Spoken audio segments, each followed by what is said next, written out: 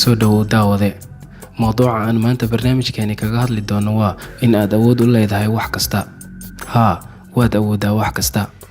Daawade, ma ogtahay in maskaxdaadu ka kooban tahay trillion unug dareen, taasoo u dhiganta tirada xidigaha qaarkood? Waxay keydisaa 65,000 oo xog ama macluumaad daqiiqad kasta. Sidoo kale, xagga xawaaraha waxay isticmaashaa 2 milyan oo xog daqiiqadii. Haddaba, adigoo leh maskax awoodeedii intaa la eg, sideed ugu fakartay inaad awoodi karin hirgelinta waxa aad ku haminayso samayntooda? Ku dhiiro inaad u qaado tallaabada ugu horeysa xagga himiladaada iyo hiigsigaaga. Ha noqon qof sanadba sanad u dhiiba isaga oo halkiisa taagan. Ma garanaysid inta aad u jirto hadafkaagii iyo meeshii aad hiigsanaysay. Marka ha joojin weligaa shaqada iyo dadaalka.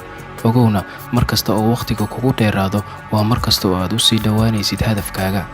Waxaad ogaataa in safarka qaata 1,000 mayl uu ka bilaabmo hal tallaabo.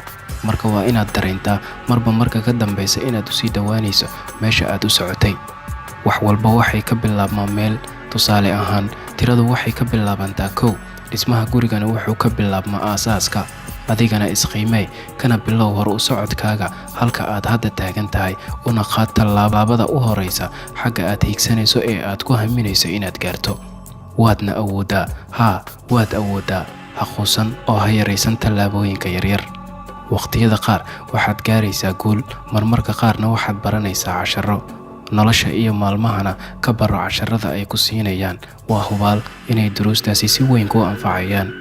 Ugu dambeyn, waa inaad ku kalsoonaataa kartida iyo awoodaha uu Rabbi kuugu deeqay. Ogowna, dunidu waa buug. Qofka aan socdaalin waxa uu akhriyaa markasta bogga ugu horeeya. Daawade, waa ku mahadsantahay daawashada muuqaalka. Haddii aad ku cusub tahay kanaalka, fadlan subscribe saar oo nagu soo biir. Mahadsanid.